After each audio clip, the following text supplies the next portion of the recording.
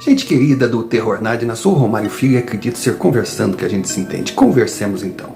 E hoje? Hoje conversaremos sobre o quê?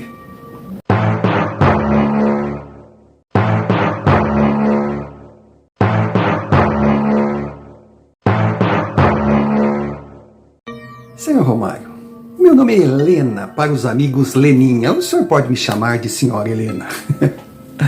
Desculpa, brincadeira. É que eu sou meio assim. Não que eu seja destrambelhada, mas eu gosto de logo tomar intimidade, brincar, criar um ambiente sem aquela distância.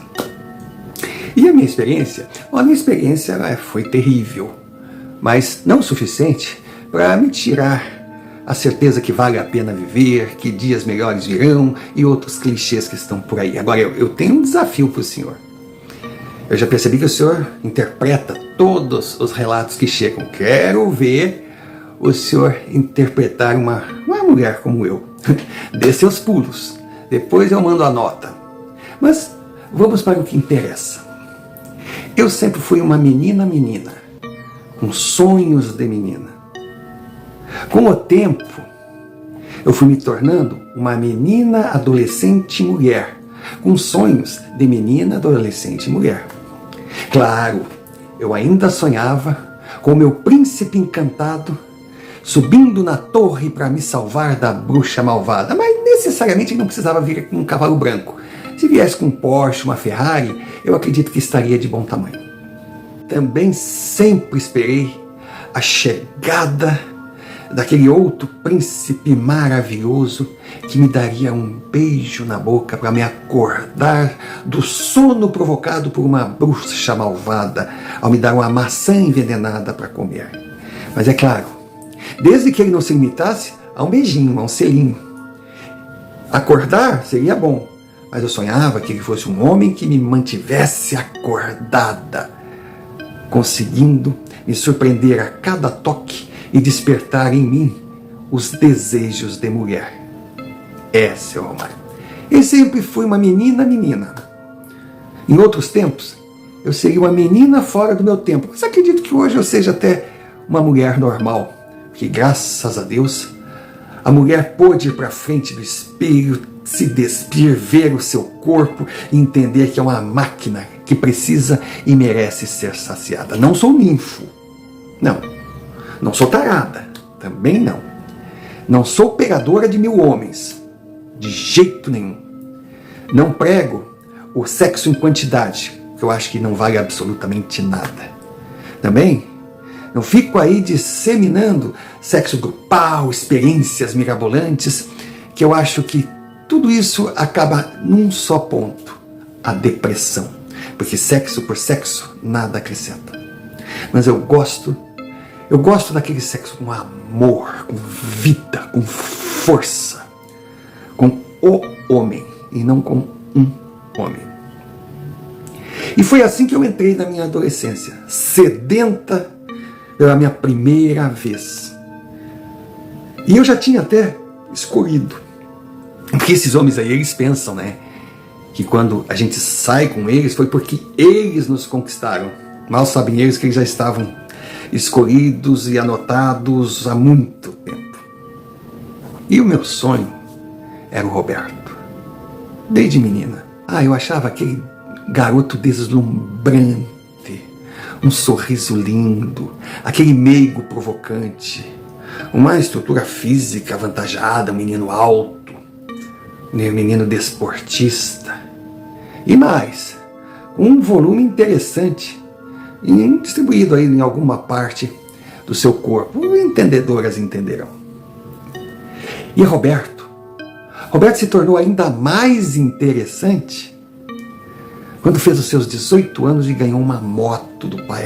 Aquela moto e Roberto, aquele conjunto perfeitos.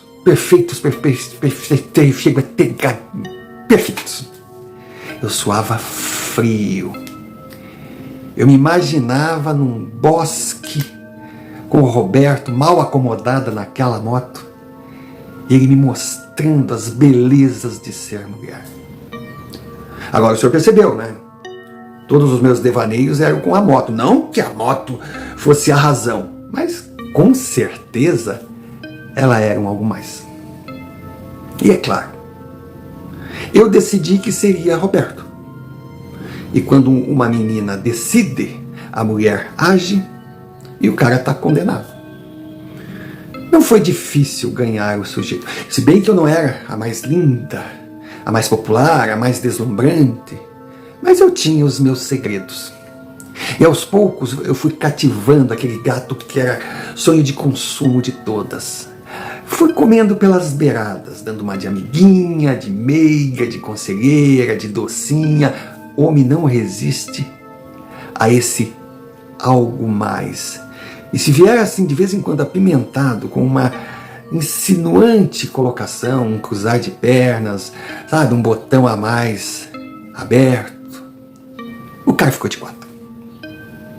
O cara ficou de quatro, mas eu tive paciência também, não só para fisgar fisgado, mas eu queria que tudo acontecesse da hora certa, porque não era o momento do Roberto, eu sabia que ele já tinha tido muitos, seria o meu momento. Quando eu comecei a andar de mãozinha dada com o bofe na escola, nossas peruas, sabe, me olhavam assim com ódio. Elas não conseguiam entender como é que eu tinha dado tanta sorte. Seu Romário, sorte. Sorte é uma ilusão que o tempo se incumbe de exterminar.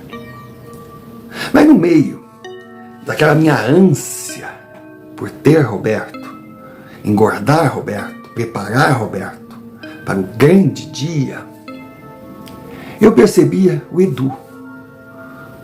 O Edu, coitado, era baixinho. Olha, tinha um pouquinho mais que eu de altura. Eu sou uma mulher de 1,72 m.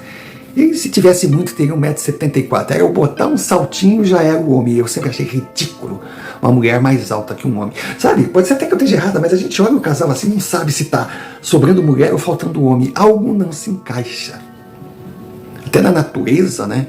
O macho se sobrepõe à fêmea, fisicamente falando. Edu era desajeitado, coitado. Mas eu sentia que ele gostava de mim acima do que devia. Quando ele chegava perto de mim, ele tremia, ele não sabia o que dizer. As palavras que ele falava davam a nítida impressão que tinham sido decoradas a noite toda, mas na hora de botar para fora ele gaguejava. Eu achava engraçado, mas respeitava o Edu. Ele era um amigo querido. Eu jamais iria magoá-lo, se bem que eu sabia que o fato de andar sempre na garupa do Roberto, para ele era a mágoa mais insuportável. Mas eu não podia fazer nada. Nós estamos falando do meu príncipe, homem zarrão, motorizado, tendo como competidor o Edu, pequenininho, sem graça e a pé. Mas Edu ele conversava bem, ele era doce, ele se preocupava comigo. Tinha horas que eu tinha vontade assim de abraçá-lo, mas como irmão, nunca como homem. O tempo foi passando, os hormônios foram cada vez borbulhando mais, as provocações sutis que eu fazia deixava Roberto cada dia mais louco. E chegou o grande dia. Senhor Romário, valeu a pena esperar, valeu a pena cada segundo investido, foi maravilhoso. Roberto era muito mais do que eu podia sonhar, superou todas as expectativas. Ele era uma mescla de doce, carinhoso, de repente violento, firme, enlouquecido. Ele dizia as maiores barbaridades, me ofendia de tudo na hora, e eu achava lindo, aquilo era música.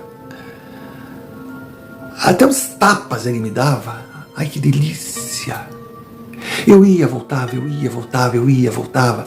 Eu me sentia um brinquedinho na mão daquele homem.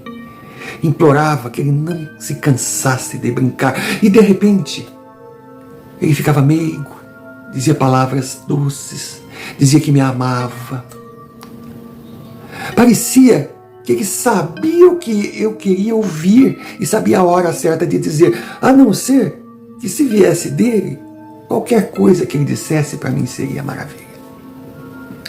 Eu que já cresci interessada, vivendo um platonismo por aquele gato, que investi todas as minhas armadilhas femininas para ganhá-lo. Eu que estava diretora administrativa, única ocupante da garupa mais cobiçada da escola, de repente me vi mais apaixonada ainda.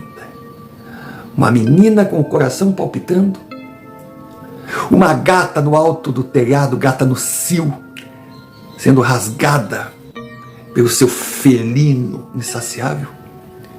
De vez em quando eu me sentia uma prostituta na beira da calçada, sendo tratada como objeto. Em resumo, ele conseguiu me fazer me sentir mulher na plenitude. Aquilo virou paixão, amor, virou doença, aquilo era maravilhoso, aquilo foi incrível. Até nós nos formarmos no ensino médio, irmos para a faculdade. Aí não éramos mais crianças. Eu estava com 18 anos, ele com 20. Nós dois estudando. Não só a cabeça cresceu, não só os corpos cresceram, mas também a moto cresceu. Olha, passou de uma 125 para uma 250 e já estava... Olha, não vou nem dizer para evitar identificações. Só que o sonho quando chega num determinado momento, ele vai deixando de existir, a gente, sabe, até gostaria de acordar, mas não acorda, continua ali. Mas aquilo que era sonho começa a dar sinais de um possível e irreversível pesadelo. Roberto continuou sendo, em alguns momentos, violento, mas não mais aquela violência com força de orgasmos múltiplos, não. Eu percebia que ele estava mudando. E logo não foi difícil constatar que as suas amizades eram outras e o que ele começou a consumir também se tornou diferente. Eu fui morar com o Roberto. Foi lindo no início. Mas depois se tornou uma relação que eu só estava feliz na minha casinha de boneca, enquanto eu não ouvia o barulho do motor da moto, que no passado tanto me excitou. E ao dizer que estava chegando em casa, me fazia entrar em desespero. Ficou muito ruim, muito ruim. Aqueles que começaram a frequentar a nossa casinha, para mim não eram pessoas bem-vindas. E nas conversas, eu ouvi insinuações até com o Roberto dando risada que de repente, por que não eu servir aos convidados? Foi muito triste, foi muito triste. Mas até então eu acreditava que o amor da minha vida não se transformaria num lixo. E lutava para tentar fazê-lo mudar de ideia, enxergar o que estava acontecendo com a sua vida. Então ele tinha assim momentos de polos. Tinha hora que era um maluco viciado, que não respeitava nada e nem ninguém. Outra hora parece que ele caía na real ou entrava numa ressaca, eu não sei explicar o que é a cabeça de quem está nesse mundo. Ele voltava a ser um homem carinhoso, me pedia desculpa, fazia promessas, enfim, eu acho que isso acontece com todos. E numa desses altos e baixos ele pegou pesado e me deu uma surra. Aí para mim foi a gota d'água.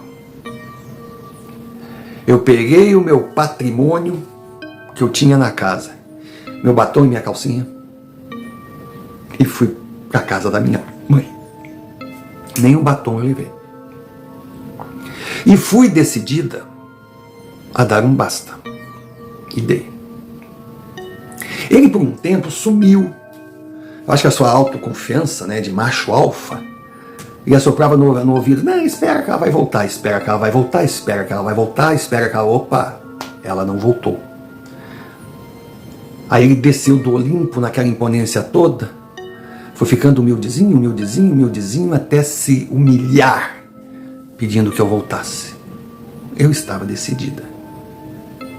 Eu nasci para ser mulher de malandro, mas não de malandro otário. Se eu pudesse pegar o Roberto que eu tinha na minha cama e separar daquele Roberto fora dela, eu pegaria. Mas, infelizmente, os dois eram um só. Aí o Roberto começou a me ameaçar, começou a fazer escândalo na porta da minha casa. Um dia ele tentou invadir a minha casa, deu o azar que o meu irmãozinho estava de folga.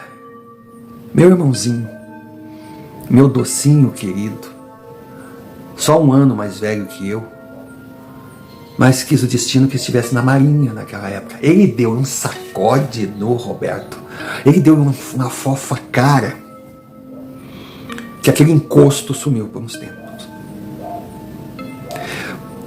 Livre dele, eu passei a reconstruir a minha vida. Eu não me imaginava fazendo parte da vala comum da fraqueza feminina. Por melhor que fosse com Roberto, por mais que eu gostasse, jamais admitiria me tornar escrava daquele amor que onde bate fica.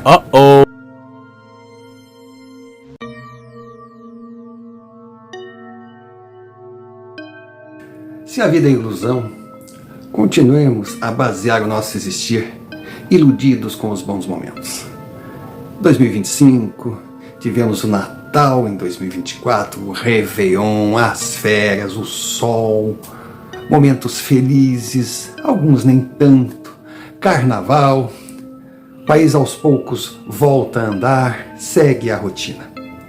E aqui estamos nós. Estamos nós mais uma vez pedindo a você, Nadina.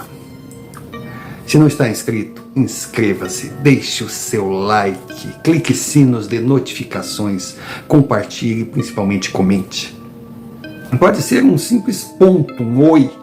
Se bem que a gente gostaria que você realmente participasse, desse sua opinião, enviasse seus relatos via e-mail, como muitos fazem. Relatos esses que são o combustível para continuar mantendo a engrenagem em funcionamento. Porque se você se inscrever, deixar like, comentar e mandando suas experiências, irá mostrar à plataforma que o canal vale a pena, tem conteúdo e assim poderemos crescer. Então ajude-nos. Você é que vai decidir com seu apoio se iremos continuar ou não. E se achar que a gente merece, envia-nos um Pix, qualquer valor, que pelo fato de não estarmos monetizados, todo centavo é importante para que a gente continue na nossa caminhada. E dado o recado, voltemos ao relato. Continuei minha faculdade, porque ele tinha saído, ele tinha desistido, ele tinha largado tudo. Soube por um tempo que ele estava numa clínica de recuperação. Arrumei um trabalho. Roberto me perseguia no trabalho, eu ia no mercado, o Roberto estava lá, eu ia no dentista, parecia que era ele que estava com bisturi na minha boca. Ele me abordou várias vezes, eu dizia, pelo amor de Deus, some da minha vida. Ele ameaçava, dizia que ia me matar. Aí dizia também que o meu irmão não estaria toda hora perto para me proteger, e um dia eu ainda cobrei, mas tu é tão macho comigo, por que não encara o meu irmão? Eu não tenho nada contra ele, meu negócio é contigo, tu é minha mulher, tu é só minha. Se tu não for minha, não vai ser de ninguém. E aí que eu te encontre de novo com esses bunda mole que tu tem saído. Quer enganar quem? É eu que tu deseja, porque eu sou isso, eu sou aquilo, eu sou aquilo outro. Tinha horas que me dava nojo, outra hora eu dizia, no fundo ele não está totalmente errado, mas não quero mais. Foi quando eu fiz amizade com uma turma linda, só casais, né? E claro que essa amizade com essa turma não foi assim, tipo por acaso. A minha amiga Débora me introduziu na turma dela porque tinha o Carlos, que havia comentado sobre mim. Aí a Débora ficou de, cupido, intermediária. Me apresentou o Carlos, um cara muito interessante. E eu disse, por que não? Aí começamos a sair. Teve um dia num barzinho em Moema, nós estávamos lá, todo mundo feliz. Eu vejo Roberto passando com aquela moto dele. Eu fiquei pálida. Débora perguntou, não vai me dizer que é o teu ex? Eu não quis quebrar o clima, eu digo, não. A princípio eu pensei, não, mas a moto dele não é tão grande. Mas era, Roberto. Aí eu trabalhava muito durante a semana, à noite a gente saía, né? Principalmente no final de semana. E fomos numa casa noturna maravilhosa. Estávamos lá dançando, brincando. Eu já mais próxima com o Carlos. Nada de vias de fato ainda, mas no dançar a coisa já ficava mais arroçadinha, sabe como é que é?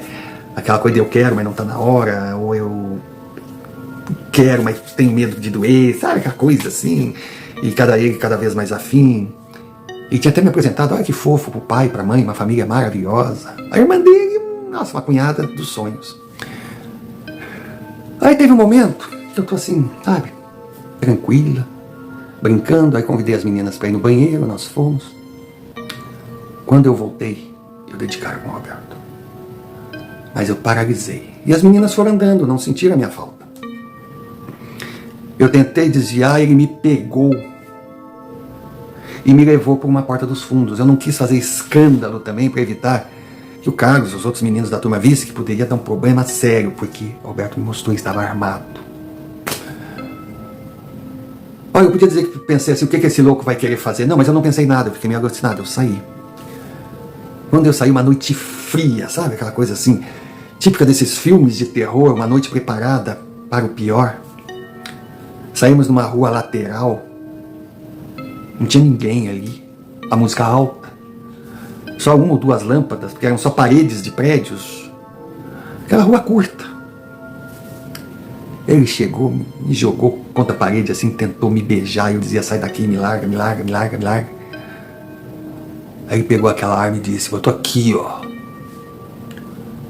Olha, eu vou dizer uma coisa, eu cheguei a ter devaneios com arma, que seria excitante, mas não é não. Corta o tesão de qualquer um. E ele forçava, eu dizia, tá me machucando, eu te falei que tu vai ser só minha. Eu te disse pra não achar ninguém. Eu não vou lá dentro e fuzilo aquele marica. Porque eu vou ter que daqui um pouquinho acabar com metade dos homens de São Paulo. Tu não vai parar, então eu vou te parar. Aí aquele velho truque, porque eu percebi que ele não era muito bom, entendeu? Aquele velho truque do joelho entre pernas. Eu bati ele, a arma meio que foi para baixo assim. Aí eu fui sair correndo, mas saí correndo do lado contrário da porta. A gente não pensa, se eu entro ali, podia ser diferente, mas também poderia ser uma tragédia maior. Ele gritou, puta, e veio correndo, e corria muito mais que eu, e me grudou. Me grudou e me enfiou a mão. Mas é mais diferente daqueles outros tapas que ele tinha me dado naquele passado glorioso. Aquilo doeu, aquilo machucou. E ele deu outra, e me pegou pela garganta assim, e disse, eu vou te matar. Sabe, eu não podia nem pensar naquelas cenas de filmes, né, que de repente aparece aquele homem maravilhoso, te salva, tu cai nos braços dele chorando, uma semana depois tu tá num motel com ele. Não, eu pensei, é o meu fim.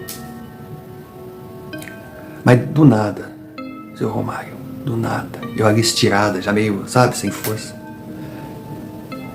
O Roberto saiu de cima de mim, assim, como se fosse arrancado. Zuf! E caiu. Eu tava meio zonza. Eu digo, não, isso aqui não tá acontecendo. Eu vi um homem, na capa de chuva, bota. Mas ele tava batendo no Roberto, como se o Roberto tivesse aí 10 centímetros. E ele era bem menor, mas tinha uma força descomunal.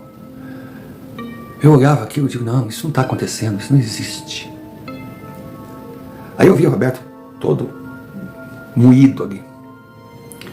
Aí aquele homem que eu não conseguia identificar o rosto, estava escuro, estava estranho, chegou perto de mim assim e disse, você está bem? Aí eu abri os olhos, seu Romário, eu pensei que eu estava delirando. Eu disse, Edu, é você? Ele falou, sou, meu amor. O que você está fazendo aqui, Edu? Quem ama, protege. Fique tranquilo. Esse monstro não vai mais judiar de você. Na verdade, ele não vai judiar mais de ninguém. Aí nesse entreveiro todo, algumas pessoas saíram na rua, ouviram o barulho, claro, o Roberto gritando que nem um alucinado, vieram em minha direção. Oi, moça, um segura aqui, outro segura aqui, tudo bem contigo, tudo bem? Quando eu olho em volta, Edu não estava mais ali. Mas ele esteve ali, com certeza ele esteve, porque Roberto estava todo destrambelhado, deitado com a chuva caindo. Aí, claro, aí chama a ambulância, vem polícia, vem isso, vem aquilo. Eu vejo aquele tumulto, aquele mundaréu de gente em volta. Meu Deus, o que é isso? O que houve? Mas quem é ela? Quem é ele? Por que isso? Pá. Aí fui levada de ambulância para o hospital, ligaram para minha família, meus amigos vieram. Eu sei que eu fiquei desacordada um bom tempo. Aí quando acordei, estava ali meu pai, Débora, sabe, aquela turma. A minha mãe rezando.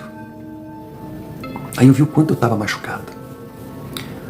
Aí eu quis falar, disseram. Eu ficar quieto, eu perguntei, e o Edu? Quando eu disse o Edu, a Débora disse, quem? O Edu. Aí já entrou a enfermeira, olha, a Débora precisa descansar. Bom, assim foi um tempo longo. Passado uns dias eu estava bem melhor.